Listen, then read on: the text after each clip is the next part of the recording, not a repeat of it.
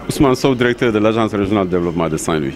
Nous sommes là dans une étape importante d'un processus que nous avons engagé depuis un peu plus d'une année maintenant, qui consiste à territorialiser les objectifs de développement durable dans la région de Saint-Louis, avec un pilote qui couvre 13 communes et 3 départements.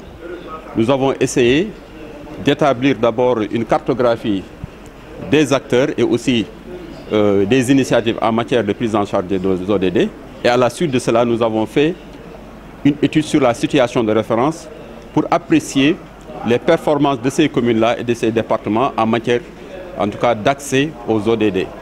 Et nous avons travaillé pratiquement sur un certain nombre d'indicateurs pendant que l'État avait en ligne de mire de suivre plus d'une centaine de cibles sur la base des 17 ODD. Nous avons essayé, avec les acteurs, de faire l'option de travailler sur 49 cibles.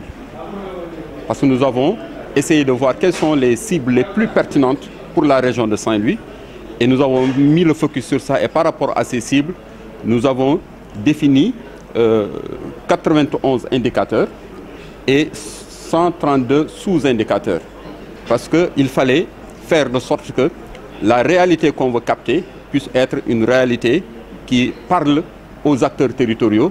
Et c'est pour cette raison-là, pour des indicateurs qu'on avait du mal à faire passer au niveau territorial, nous avons essayé de concevoir des sous-indicateurs proxy, donc pour pouvoir bien les capturer au niveau des communes. Et aujourd'hui, nous sommes en mesure, en tout cas, de dire voilà, pour la région de Saint-Louis, la situation sur les ODD, et par rapport aux cibles qui ont été fixées, voilà les gaps, en tout cas, que nous avons constatés. Et ces gaps-là qui constituent des défis qui doivent engager tous les acteurs territoriaux. Ce n'est pas que l'acteur État, en tant qu'acteur majeur, mais ça va interpeller les collectivités territoriales, ça va interpeller les ONG et les communautés organisées autour de la société civile. Chacun est interpellé pour pouvoir changer la situation de la région de Saint-Louis en matière donc de réalisation des objectifs de développement durable. Sur 13 ODD, je prends simplement l'ODD sur l'ODD 6, qui est lié à l'accès à l'eau potable. Nous avons vu qu'il y a beaucoup de gaps parce qu'aujourd'hui, le défi, ce n'est pas seulement d'arriver à ce qu'il y ait un point d'eau potable au niveau d'une localité. Il faut travailler à ce que dans tous les ménages qui composent la localité, qu'on puisse avoir de l'eau à domicile. Tant qu'on n'a pas, en tout cas, cette qualité de service, on ne peut pas dire qu'on a l'accès universel. Alors que le défi, c'est d'ici à 2030 qu'on ait l'accès universel à de l'eau potable. Et vous avez constaté vous-même en tant que journaliste, à chaque fois qu'il y a des manifestations dans les localités les plus reculées, la question de l'eau devient une question centrale. Donc c'est pourquoi l'exercice nous a permis de révéler qu'il y a encore beaucoup d'efforts à faire pour que cet objectif d'une couverture universelle puisse être réalisé. Même dans la commune de Saint-Louis, vous avez vu que ce n'est pas que dans tous les ménages qu'on a l'accès à de l'eau potable.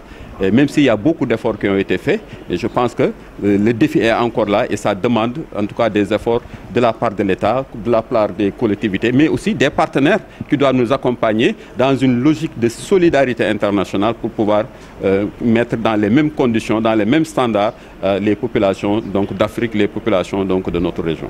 L'ODD 5 qui touche la question de l'autonomisation économique des femmes et aussi du renforcement du leadership féminin dans le champ du développement local.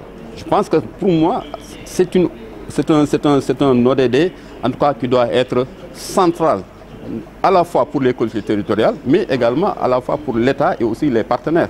Et pour cet ODD-là, il y a déjà des efforts importants qui sont en train d'être mis en œuvre, mais on n'avait pas encore su mettre en place un dispositif qui valorise ces efforts-là, en tout cas à partir des initiatives des collectivités. Mais désormais, avec la plateforme de suivi que nous allons mettre en place, ça va être possible on saura que quand une collectivité territoriale met en place une unité de transformation des produits locaux, voilà le changement, comment ça va impacter en tout cas sur l'indicateur qui va nous permettre de voir que la situation des femmes est en train de s'améliorer. Donc je pense qu'il y a cet ODD-là qui nous intéresse en tout cas au plus haut niveau, mais aussi il y a l'ODD, le DD6 dont j'ai parlé tout à l'heure, et aussi l'ODD qui parle aussi de la, de la pauvreté. Parce que quand on parle de l'ODD 1, zéro faim, ça veut dire qu'aujourd'hui, si nous voyons nos jeunes qui quittent nos territoires pour aller, en tout cas, aller à l'aventure vers l'Europe, etc.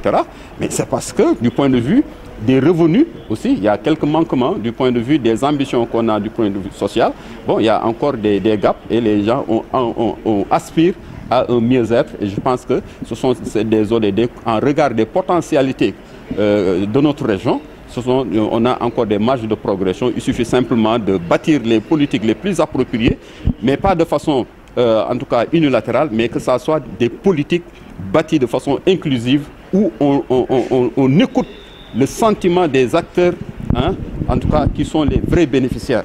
Et à partir de ces aspirations-là, on va essayer donc de concevoir des politiques plus inclusives et aussi de les mettre en œuvre ensemble et de les suivre et de nous rendre compte là où on a été performant, on renforce. Là où on a été moins performant, on essaie véritablement de dégager des solutions appropriées pour cela.